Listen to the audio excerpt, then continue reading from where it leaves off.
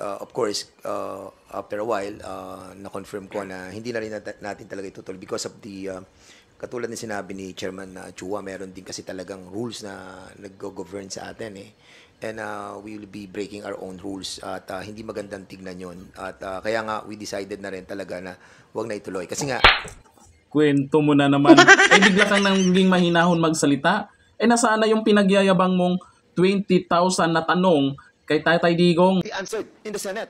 And that is not true. Because we have a lot of 20,000 questions that we wanted to ask him. We have a lot of 20,000 questions that we wanted to ask him. Kulang pa ba yon? Gusto nyo pa bang dagdagan yung mga katanungan na yan? Yan yung inaabangan namin. Kung kayabangan lang ba yung sinasabi mo. Tingnan natin kung aabot ng 20,000 yung mga katanungan mo. So, baka natakot lang talaga kayo. Yun ang sabi ng karamihan ha.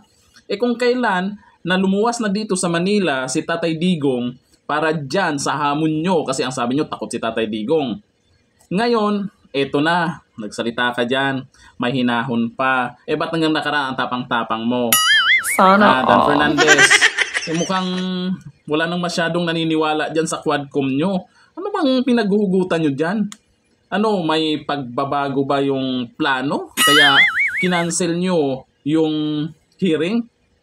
Alam nyo naman malayo pang pinanggalingan, galing pa Mindanao po yan si Tatay Digong. Matanda na rin yan. Ilang taon na rin yan. Tapos pabiyahin nyo dito dahil sa hamon nyo. Tapos pagdating dito, ika-cancel nyo. Puro lang pala kayong ngaw-ngaw. Pag hinarap kayo, bigla kayong bumait. Para kayong mga basang sisiw pag nagsalita. Sana Ay, sus talaga. Yan yung sabi niya nakarano, yung 20,000 daw, 20,000 na question. Yan yung inaabangan. Ako, inaabangan ko yun. Baka naman ilang question lang niya. Tapos gaya ng nangyari kay Risa Hontiveros, sasabihin nyo na, last question na lang. Diba? Naubusan ng tanong. Sa Senado nga, naubusan ng tanong.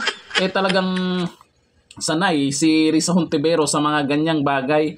Kayo, ay sus. Abangan po natin yan sa bagong binigay nila na schedule ngayong November 21. Pero, kung ayaw dumalo ni dating Pangulong Duterte na dyan sa susunod, wala na kayong magagawa. Schedule kayo. Tapos, ika-cancel nyo. May mga nagsabi, pwede bang sila naman yung i-contempt yung tong mga nasa Quadcom kasi sila yung nag-cancel ng schedule nila. Kung pwede lang, kasi mahilig sila mag-contempt Ito, abangan natin kasi talagang mumurahin talaga sila ni Tatay Digong dyan. Titingnan natin na i-contempt nila si Tatay Digong. Subukan lang nila. Yun lang yun. Subukan lang nila.